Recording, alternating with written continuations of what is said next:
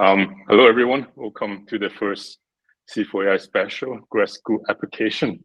We're joined by Divyam, Indro, and Ashish. We're all current PhD students all over the world. So we thought that given the PhD application season is starting, we would share our individual experience and let you guys ask any question you have regarding the PhD application process.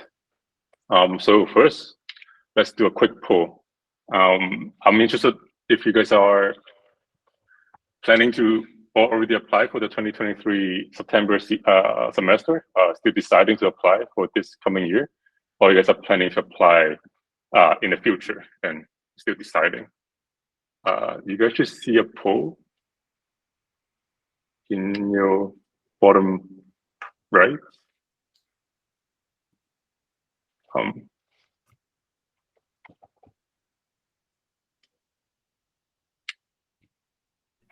I think the poll appears in the bottom right of the screen. So if you're able to see that and let us know where you're at in your journey, that'll help the presenters give a sense of where to target their message.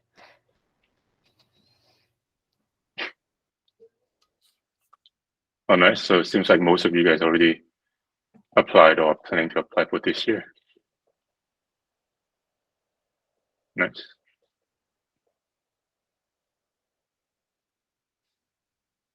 All right, I'll wait for 30 more seconds.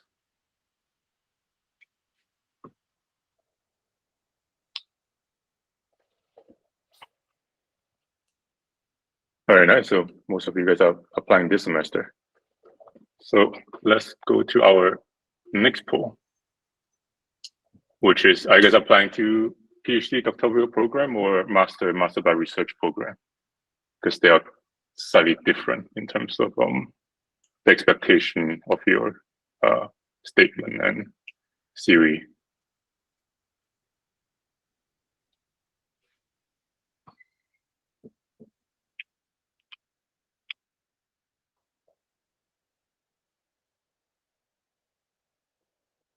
Nice. Seems like most of you guys are applying for a doctoral program.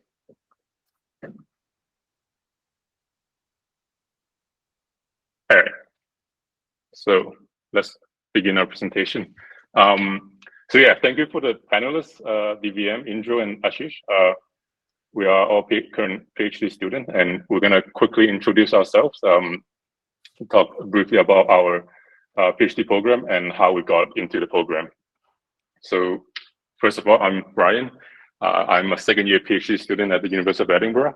I'm part of a program in the UK called the Centre of Doctoral Training, which is a 4-year studentship funded by the UK government. It is a 1-year Master by Research followed by 3 years PhD program. My research interest is in machine learning, computational neuroscience, and AI for health. So it actually took me 2 rounds of PhD application. So I did my undergrad at Toronto, where I got into research because of Aidan Gomez and Ivan, who are the CEO of Cohere now, where we founded C4AI, the original C4AI. And then that's when I first applied, and I didn't get anywhere. So I work as a research engineer. And then I apply again, and that's how I got into my current program in Scotland. So next, Divyam, you want to share? Yeah, sure. Hi, I'm Divyam. I'm currently a second-year PhD student at NYU. I started my journey with C4AI too in terms of research. I did my undergrad in India. After that, I went for doing a master's in South Korea. And after that, I came for a PhD at NYU. My first round was applying for the master's, but I did an internship at KAIST for 6 months in the end of my undergrad, and then I just converted that to a master's. So it was not really a round of application per se, because I only applied to a single place. For a PhD, I applied to a couple of places, and then I finally chose NYU for my PhD. Yeah. Indro. Thank you. So I'm a last year PhD student at Sapienza University of Rome. PhD in Italy lasts only 3 years. Actually, PhD in Italy, it's very different from other places in the world. We have a public call, and it's the state that funds my studies. And my research follows this new research area of trustworthy machine learning, in particular applied to graph neural networks. And actually, I have done a path. I followed a path which is very common in Italy, where basically I have did my bachelor, my master at Sapienza, and I immediately applied for a PhD. And so it's just one round, targeting just one university, because I knew the advisor. I knew that he was a really good researcher and that I could learn from it. And so I decided to stay in Italy and in my hometown and continue my studies here. And Ashish. Yeah. Hello. My name is Ashish. So currently, I'm doing a PhD at University of Waterloo in Ontario, Canada, and I'm currently in my third year. So I started in September 2020, and I finished a 2-year master's before. So that was from September 2017 to January 2020. And in between, I kind of did like a visiting researcher sort of position, which was relevant to my PhD actually. So with respect to my PhD, the funding is guaranteed by the university for four years, and a component of it is a research assistantship for the professor that I'm working for, and the teaching assistantship, and RA. Like it comes from the university, but I'm not exactly sure how what role like the industry sponsor has and how the structure is. Like what structure is there in the inside, but I know that we are working with the industry partner Huawei, and I have an additional yearly scholarship from Vector Institute. Yeah, so these are my interests. I'm interested in inverse RL and applications to autonomous driving. In terms of application process, I did not apply. I only applied to one place in my PhD, but for my master's, I applied to like 9 schools. So I like created a full list of schools based on like easy to get into, moderate, and like hard, and then sort of got some admits from my easy and the moderate ones, but not for the hard ones. And then like I got a chance I had a choice between Waterloo, McGill, and UCSD. And then I chose Waterloo because I liked the program and everything was very well defined in terms of what research I will do going further. And for my PhD, I kind of collaborated. Like I was already in Waterloo, so I just went and attended like my prof's weekly meetings, and then I collaborated with him without like sort of with pay afterwards, but initially without pay as a volunteer, and then later kind of started a PhD with him. So yeah, I will, like, in the PhD, I didn't really apply to any other place. So yeah. Nice. So yeah, I try my best to find panelists that cover different popular destinations for PhD. So hopefully we can cover the destination that you're planning to apply to. So yeah, we collected some tips and recommendation that the 4 of us, also Sarah, have regarding PhD application. We'll quickly go over them, and then I will just open the floor for you guys to ask any question you have, and we'll try our best to answer them. So before any of these tips, I want to mention that these are our personal opinion and experience, and might not apply to other cases. Every advisor is different, every university is different. So one thing, things that work for some university might not work for others. Just keep that in mind. But yeah, so my first, I guess, suggestion or tips is that grad school application is a very convoluted process, quite stochastic. So in the case of rejection, try to learn from the experience, but don't take it too personal. I know it's easy to say, but quite difficult to do. And my second tip, that is with regard to your CV and personal statement, is that you should work on things that showcase your eagerness. You'll be quite surprised by how identical university receive a series. So pretty much most people take similar courses, have similar GPA. So I think what make an applicant stand out is by doing extra stuff like writing blog posts, re-implementing paper, research project, or contributing to open source projects. So I guess those are my two general tips. Oh, yeah. Yeah. So I actually didn't place too many tips in the slides because most of my advice was like covered by the other people. But the one tip I did place was that the statements of purpose must tell a good story. So like treat it like an essay, which is kind of shared between your applications, and it contains some common parts, but there are some individual parts with respect to the university you're targeting. So, for example, some things can be general, like your motivation for doing a PhD or a master's, your academic background, how it prepares you for like a PhD, what kind of research questions you want to tackle. But like some things have to be specific, like why this person, or why this supervisor, or why this university in particular. So those things, make sure like you customize it depending on which university you're applying to. And make sure you get it reviewed by a bunch of people, preferably people who are already in research or have done some kind of grad school. So yeah, that will be my most important advice that I would give, sort of. Yeah, I mean, that is particularly important, especially for the Italian selection process, because your statement of purpose, it's the first thing that is evaluated together with your CV. And it basically should tell what you're planning to do in the next 3 years. So you should have the clear ideas from the start. And usually you, let's say, set this project at table with the professor that you choose. Or if you want to apply for a PhD founded by a small industry or a company, this statement must match the topics and what the company wants from you.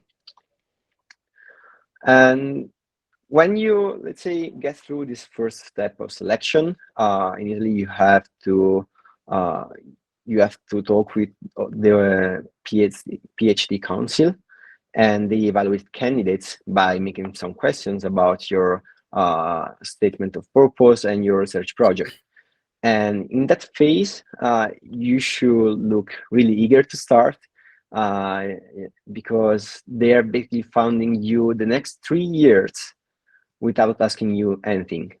And basically, they want to give the funding to people which are committed to reaching the end of this project. Okay, so these for me are the general tips. Yeah, to add on to it, I think one thing that I mentioned here was that you should choose the advisor and not the university at all. Your advisor would be the one that would be taking care of you and working with you for the next 5 years if you're going for a PhD. So in that case, you should know what things you're looking for in an advisor. So for example, if you want a hands-on or a hands-off advisor, how much independence you want when you're doing research, and is the lab collaborative, or it's mostly dependent on you on what things you are doing, what kind of topics the lab is focusing on. I think all these things are very important rather than just going to a university and then looking for an advisor. Even if you choose a university in US, it's different on how you are getting an advisor, because in many universities, it's like first year you explore different advisors, and in the end of first year, you get to finally decide which advisor you will work in. In some other countries, it's like you decide your advisor before even getting into the PhD. So if those things affect you, you should take care of it. Also, talking to PhD students help a lot. Like, how's the lab right now? How's the working environment? And like, there are a bunch of questions that you should ask about when you are finally making your decision. And the other thing is, PhD is a long commitment. So you should have a good amount of motivation that why you want to spend next 5 years of your life doing PhD. So in that case, I think prior research experience helps a lot. If you have done other jobs and then kind of doing research, you have got an idea of both the lands, and you know that research is something that motivates you and you want to spend the next 5 years of your life doing PhD. So yeah, I think making that decision and taking all factors into account is an important thing. As Bryan mentioned, you can do a master's or you can also do a master's by research. So both of these are different things that you can take into account when you are like finally deciding what you want to go for.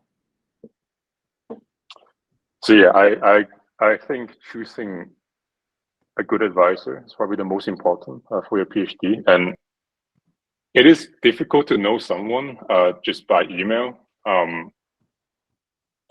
But I think one thing that you guys should do and can do is to contact their existing master or PhD student and talk to them and see how they enjoy or how the lab environment is. Because I actually know quite a bit of stories about people not getting along with their PhD advisor, and usually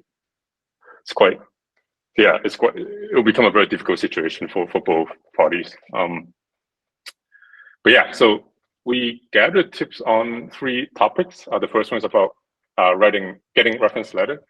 Second is about contacting potential PI, and the third is about existing funding that we found. And after that, you guys can ask us anything. So yeah, for reference letter, which in my opinion is the most important part of your application from the admission team, because that kind of show who you are, I guess. So I think choosing your referee wisely is very important, and I think having a mediocre reference letter can actually harm your application.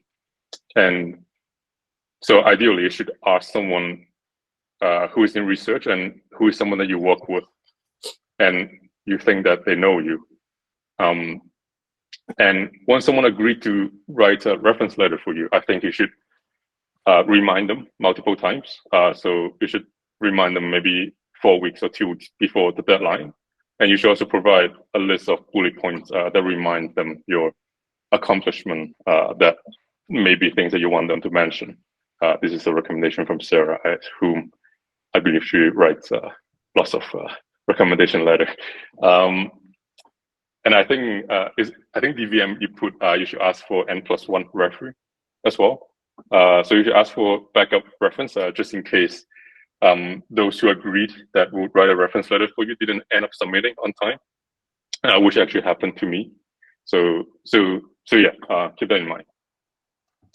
I would like to add a small thing.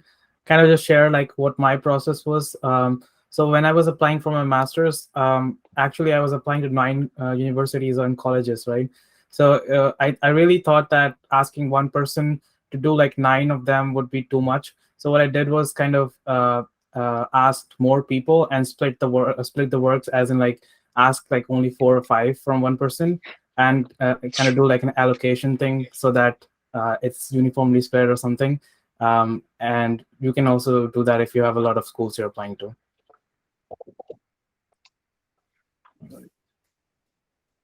And in terms of contacting potential PIs, and this is just my experience, I've been told that I should keep my initial email short, so ideally fit within the phone screen. I know some other PI disagree that your email should be detailed, so this is really depending on who you're talking to. And from my experience, contacting a PI just by email often would get ignored for various reasons. So it's actually usually a lot easier to have someone introduce you to that person. I guess the best case scenario is to have one of their colleagues to introduce you, or talk to their PhD student and have them introduce you. And I think also bring you the benefit to know more about their work before actually talking to them. And again, since you're going to work with this person or this group for the next 3 to 5 years of your life, you have to make sure that this group, or the best you can, that they can support you both professionally and personally. Indro, you want to share? Yeah. Actually, everyone has his own experience. And for example, I know that my advisor was, let's say, full of other things to do, and that he couldn't provide really well to my needs for the next 3 years. But however, there was a really good postdoc who is following, I think now it's a tenure track, and he was able to do for me what my advisor wasn't. And so, yeah, look inside the lab, like many of us already told you, and see if there are figures in there which can help you, develop and follow you through, first step, getting into research, small tips, and maybe if they can also help you by introducing in their research project. And so most of the times, a real advisor can be difficult, hard to interact with, but it's a pyramid scheme, at least in Italy, and I think many other labs. So if there are very good blocks in between the pyramid that can help you, that may cover this aspect. And another tip is look on Twitter. For example, a colleague of mine just posted a position on Twitter for a PhD that he is trying to assign to someone, and I've seen a lot of them. So getting to know people on Twitter, it may be also it's easier for them to notice you instead of just a plain email coming from nowhere in the middle of 1,000 unread emails. So I think it's a really strong tool right now for research, for getting to know new research topics, new PhD position, academic jobs, and so you should use it and not just look cool cat videos. So consider it also for work. Oh, sorry. One small thing I would like to add is that outside of Twitter, there's also certain mailing lists that go around for certain topics in, for example, machine learning. So like for RL, there's a RL list, which has like positions, PhDs and postdocs that are available at different places. So consider like Googling them and subscribing to them, because you can get like a significant amount of emails or positions like from there as well. So it might be useful in your search.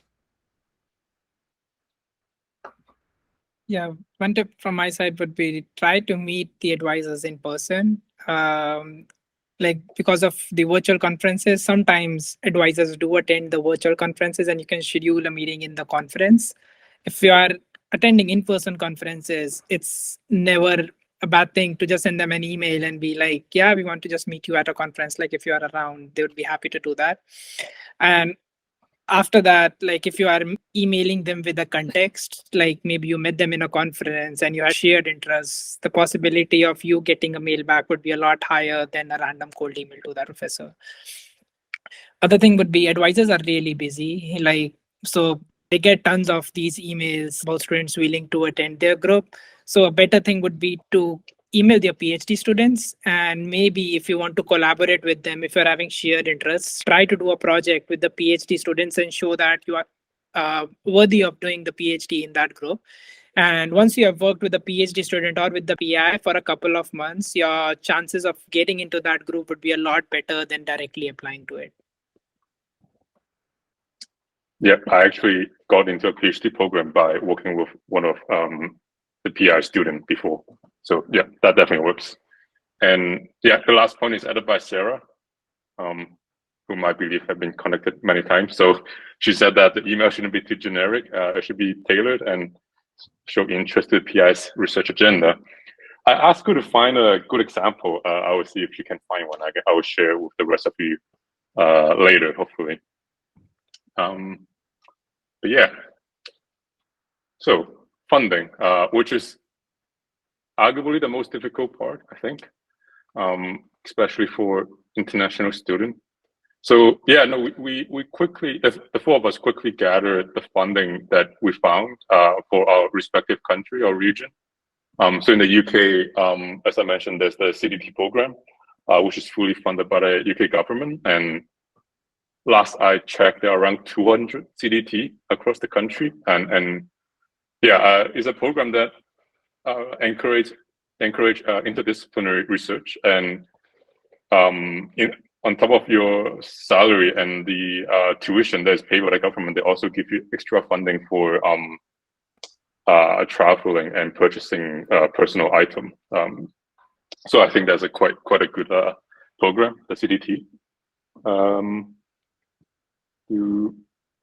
also found this list of funding that I found online specifically for international student or student from developing country. So for example, there's the Commonwealth Scholarship for student who was born in Commonwealth countries, or the China Scholarships Council, so for Chinese students who are studying overseas.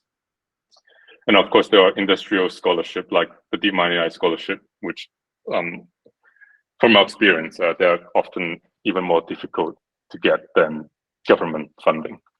But yeah, does any of the panelists have more experience with searching for funding? Oh, actually, for me, I never directly searched for funding. I kind of just applied, and like at least in Canada, masters and PhD programs, if you're doing it like masters in research, they're sort of fully funded by default. Like there are some partially funded programs, but either it's partially or fully for masters, and for PhD they're always fully funded. So, but the in these, like basically the money is guaranteed by the university for some years, and the PIs are the ones who are writing grant letters and all those things to kind of channel the money, I think.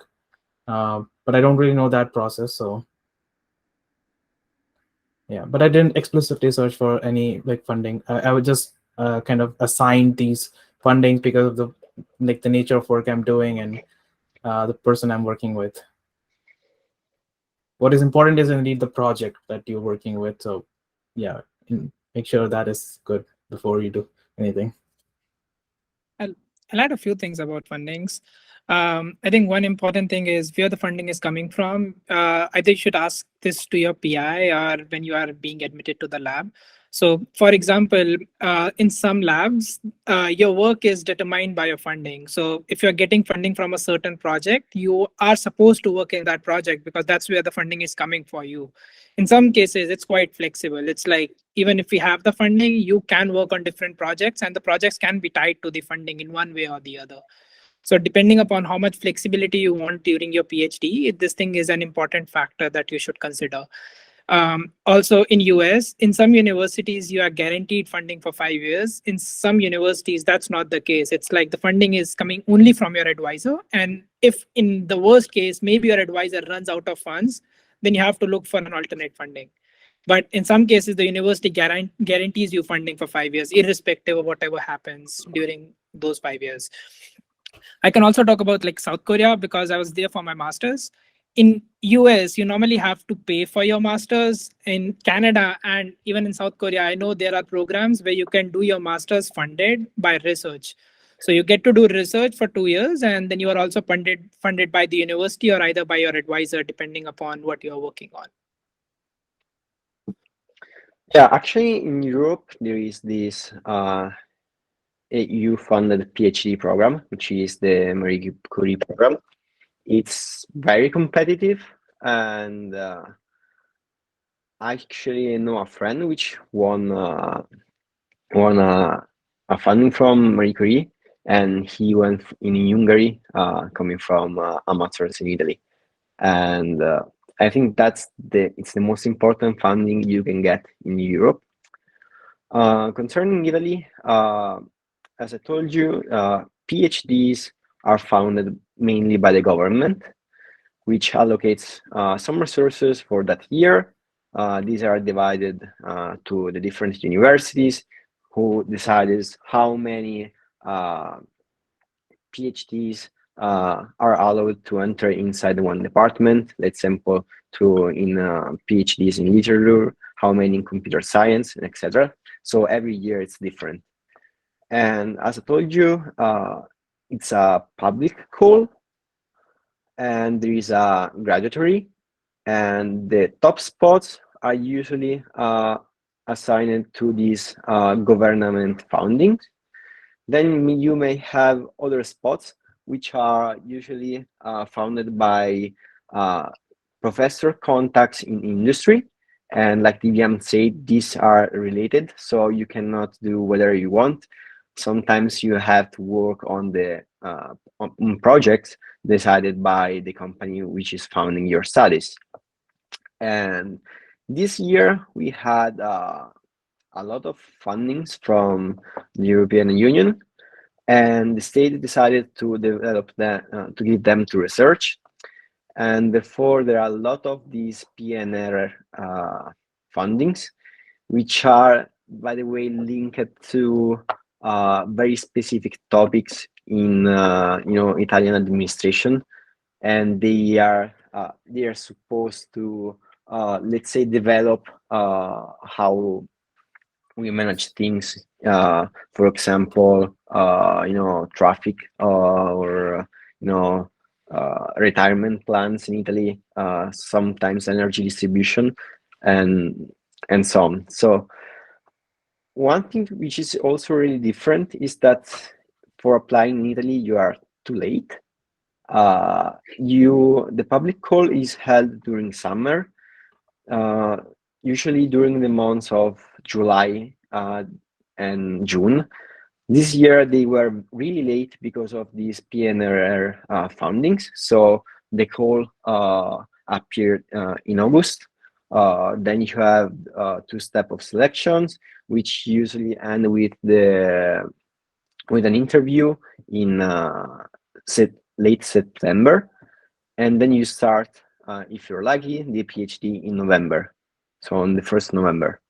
So the timeline is completely different from what you get in other parts of the world, and you can apply in this window mainly, but there may be, let's say, a couple of fundings also in January and February.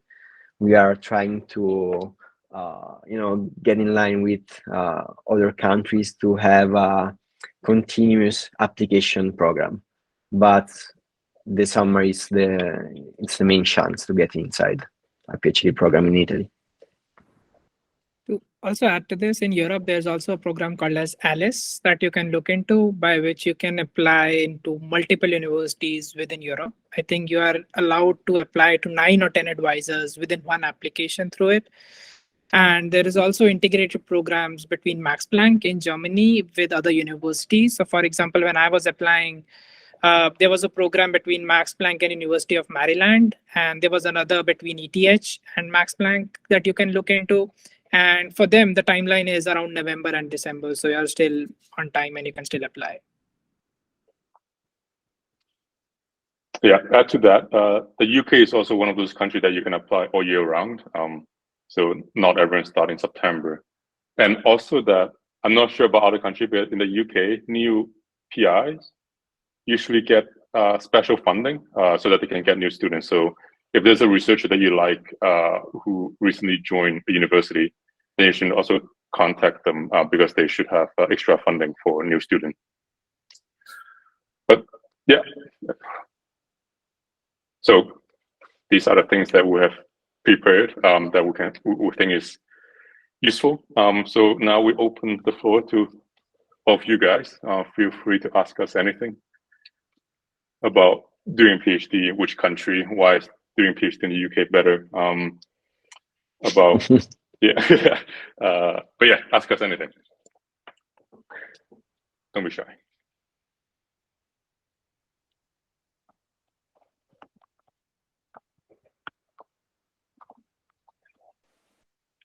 Hi, I have a question. Hello. So I'm a master student right now, and I'm thinking about going into PhD. And my question is, did you know what exactly you want to work when you were applying for PhD? Like, how exactly your knowledge was like? Because I read few applications, and some of them can be very exact. Some of them are the same level as I am. So I'm just curious.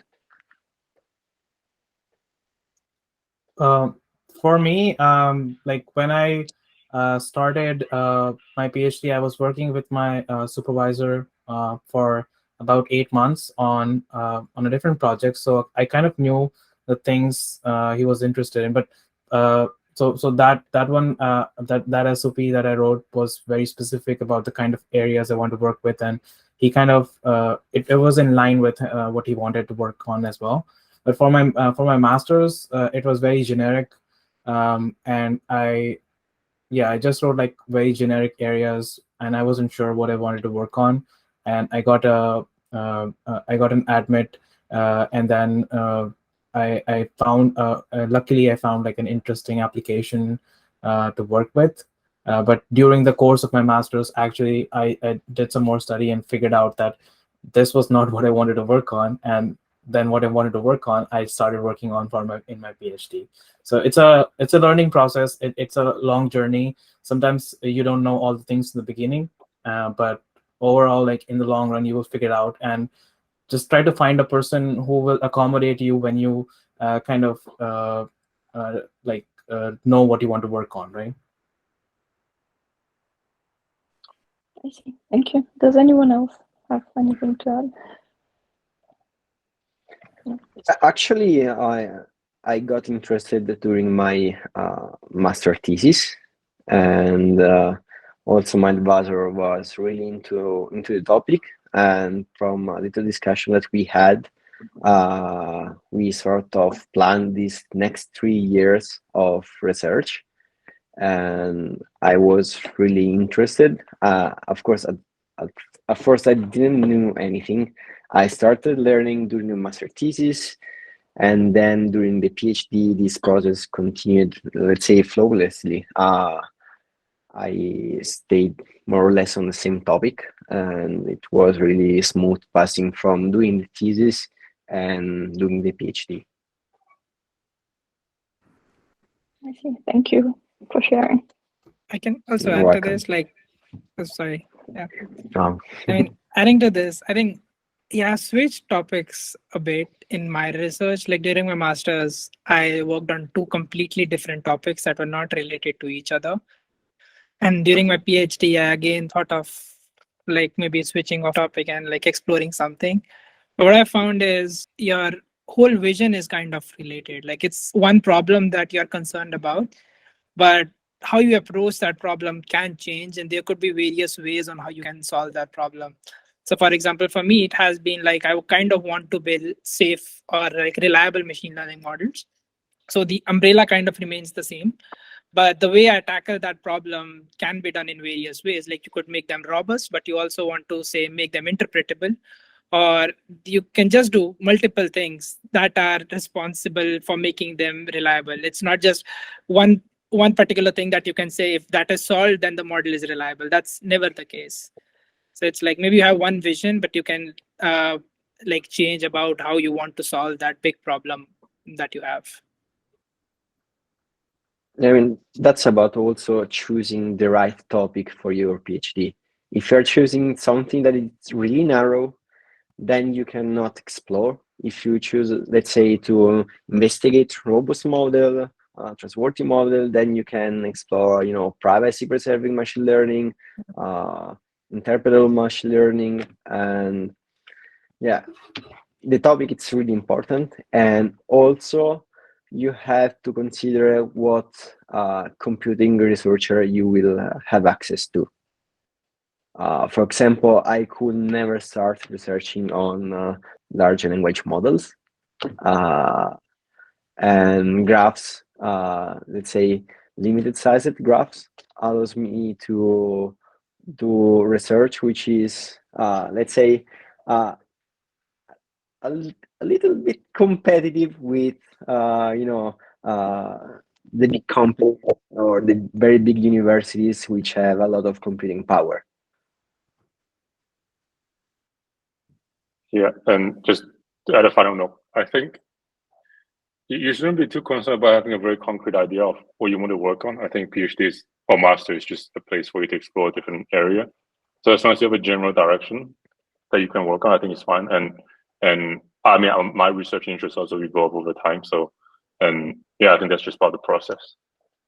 So yeah, there are a couple questions posted in the Q&A. If you guys can click to it. Are things like blog posts useful even for master programs? What are some things that we can look out for while applying for master program? This is different from when applying to PhD. I think master, there's also research master and taught master, at least in my university. And usually, I actually don't know which one is more competitive. I feel like they're more applicant in taught master. But then for research master, because a PI actually have to take you as a student, so the PI themselves might be more picky, whereas for taught master, the university might be more picky. So I actually got rejected by my university for a taught master, which I'm teaching tomorrow. So I found it funny. But yeah, what do you guys think? Definitely. Yeah, I kind of agree that like research masters university might go easy, but the PI might be choosy. So I kind of agree. Yeah, Yeah, I mean, sorry. in Italy, we don't have research masters. It's just a plain master, then you do research just at the PhD stage. If you're lucky, you do a really good PhD thesis work, then you can publish during this time, during this window. But I mean, in Italy, also during the PhD, you are seen more like a student, and not, let's say, as a scientist or someone doing research. So it's a little nuance that we have, and there are a lot of things that follows from that. Yeah, I've not applied to a general master's, but what I think is if you write your statement of purpose and other documents according to master by research, your SOP would be better than when you write it general. So for example, if you're applying to a standard master's, but you write it according to the research program, then you would also include the advisors that you are interested to work with, what research you have done in the past, how that would be aligned with the master's program. And that kind of shows indirectly that you have done the research towards the university and you are very much passionate about getting into this university. So I think, writing it that way just makes it look better. And to answer the original question, is writing blog posts even useful? I think yes. Even for your own personal, experience, education, it will never hurt your application if you show extra work. And let's move on. How useful are letters of recommendation from industrial researcher who you have a paper with? Yeah, I think very important. I think having someone that actually knows you to write your recommendation letter is very important. Yeah, I mean, you guys have a paper, so it's a great endorsement. Any other opinion? I didn't have any. I had like industry research, not researcher, but like industry person. Like I did an internship, and my manager sort of wrote one recommendation for me, and I think that was the most important recommendation of all the other recommendations. Because the other recommendations were from teachers who I just had taken like courses with. So, but the internship one was like where I kind of showed that I really had the potential for hard work and I was dedicated to whatever goals were provided. And like I think that one was the most important for me for masters. Yeah, actually, for entering inside my program, I didn't need any recommendation letter. So I really cannot answer to your question regarding this aspect. But they changed it a bit. So for last application, they are requiring two letters from people that know you well.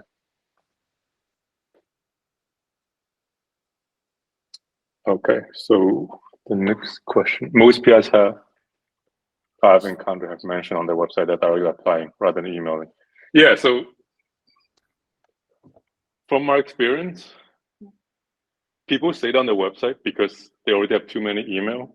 I think the best case would be having someone to introduce you to that person.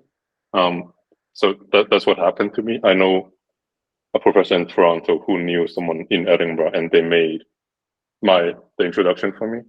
And because the introduction was made by someone they know, they kind of have to reply to me. Otherwise, they'll be quite rude to the other person. So don't email them if they tell you not to email them, but definitely talk to someone whom you think they will know, or talk to their PhD student and have them email for you. That's my advice, I guess. I think that maybe you can still kind of email them, but like don't directly say that you are interested in this. Like first kind of show interest a little bit in any of their recent research, kind of ask questions, give suggestions on what you think might be the next steps or improvements. And then I think like after like a thread of emails, then kind of once you know them, then maybe mention them in passing that you've also applied. So it doesn't hurt. But not like if they've already said that don't email, then yeah, generally don't email. Yeah, I think emailing them about a particular paper or research project, that's definitely fine, as long as it is not about, PhD application. But you can mention that you're applying, and then you talk about the research problem. That is also That's fine. possible. Yeah. But yeah, nothing is set in stone in academia. There's always wiggle room. Rules are for people who don't know what they're doing. So next question. I want to ask them on purpose about what to do for next few years. So I guess the question is about how to improve your profile in general, I guess.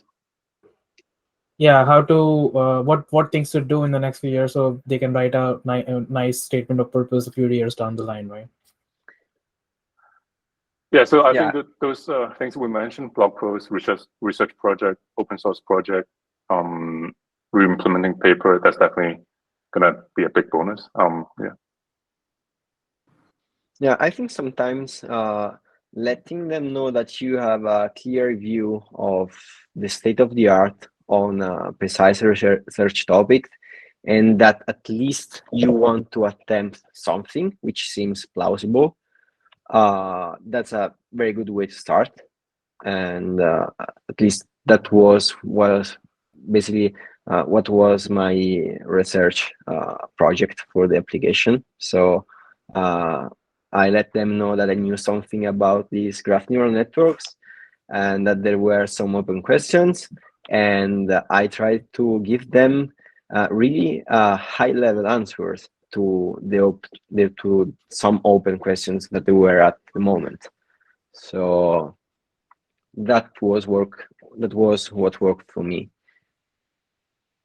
I actually did do that, but I think if I had the chance to apply again, but I mean I won't, but if I had, then I would kind of do like a literature survey of the area that the person is working on, identify some good questions, and kind of mention them in the letter that kind of clarifies and make things more specific, right? So it would be useful to kind of see what precise questions you have in your mind. And yeah, it makes you seem more informed, and you will be more informed once you kind of read the kind of papers that the person is working on. Yeah, to add to these points, I think it also depends on where you are in your career right now. For example, if you're an undergrad right now, maybe you can look for professors within your university. And if they're doing good research, try to approach them first and try to publish a few papers before you apply so that you know what areas you are interested in and what things you would like. But some people are not really privileged to have good professors around them. For example, for me, my research came through C4AI.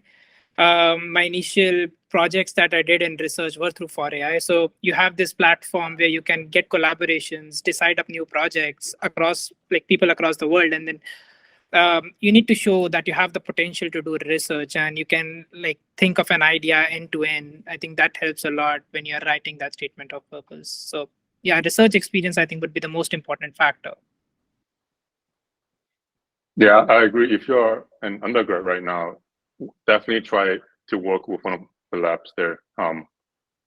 Since you're already a student, it's quite unlikely they would say no. But yeah, I think work on your research interest and project will be the most important. You have a couple of years. Are workshop papers given any importance during application process? Seems like everyone has tons of main concepts. Yeah, I think so. I don't think the paper itself is the highlight of your application. It is the work that you have done that is the highlight, right? The paper is just the results of your work. Yeah, I doubt they would care. They probably wouldn't even notice that it is a workshop paper, not a conference paper. How about you guys? What do you think? I think that I understand that maybe some places are extremely competitive for masters and PhD. They might have an explicit criteria that that you should have a certain number of papers which you don't know as a student. But still, like I think the important part is to demonstrate that you have some experience in research. I mean, it could be just like a project of you implementing something, doing some engineering work. That should be fine as well. But yeah, there's like three sort of things that I think are important. Either you should have good projects, or like maybe have some paper or research work, or like have some good grades. So like try to balance them, and if you have all the three, then it's very good. But if you have one of them missing, then try to show that the other two are pretty good still. Yeah, I mean, in Italy, it's very difficult to publish doing your master. So even a workshop paper at a conference, it's a very big plus. So because it basically shows that you are able to start an idea, implement it, and let's say publish it. So you have done what you should do in 3 years. You already have some experience in research, and it's a big plus.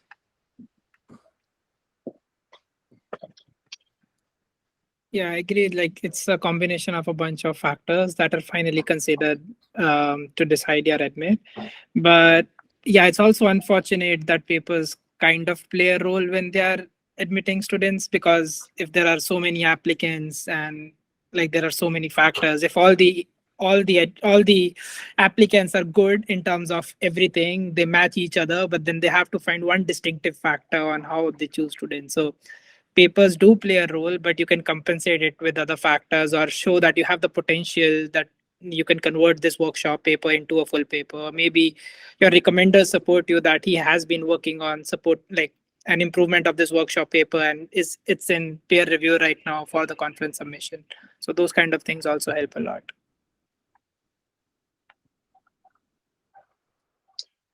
All right, and I'm a bachelor that want to do a PhD directly. Does it affect my enrollment? I don't think the fact that you are a bachelor and directly applying to PhD harms your chance. It's more about like your profile. So like what kind of project you've done, what's on your CV. But yeah, I don't think the pure fact that you're a bachelor is a factor. But as a personal advice, so I worked for 2 years before my research degree, which I think is quite beneficial.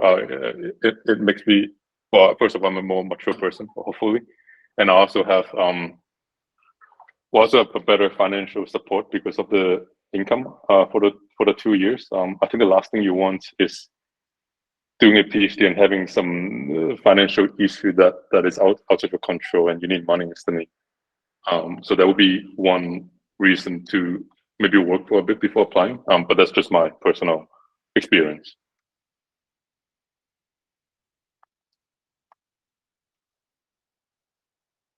Okay. How about you guys? Silence? Yeah, I mean, in Italy, you cannot do a PhD without doing the master. So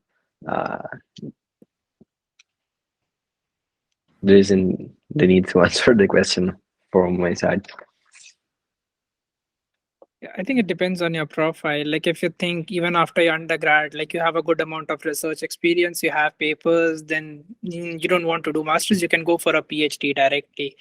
But in case you are unsure that whether you want to do a PhD, or maybe you think your profile right now is not strong enough for getting into the programs that you want to, then it's better to maybe get some research experience. Maybe you can be a research assistant under a professor for like an year or two, or maybe work, as Bryan said, and then think about applying. So it all depends on what, like, where are you at the end of your undergrad. If you think that you are doing great, balanced in terms of factors, then yeah, go ahead. Like no one looks at that the person is an undergrad or a master's. It's mostly about the profile that you're applying with. I think that like I didn't do it like in my case, but I think that there are certain research internships which are available for you as in like bachelor's programs. So if you, for example, like you can go to US, there's a SURF fellowship in Germany. I think there's DAD, and there's also MITEX in Canada. So like if you do these research internships and you get to know the professor, then they might be more willing to take you on as a PhD student. And that, like, apart from that, I haven't really seen many people get into PhD directly from bachelor's, unless like if they are coming from some yeah, like a very good institution already, then that's a different case. But yeah. All right. Any more questions? We're at the hour mark now.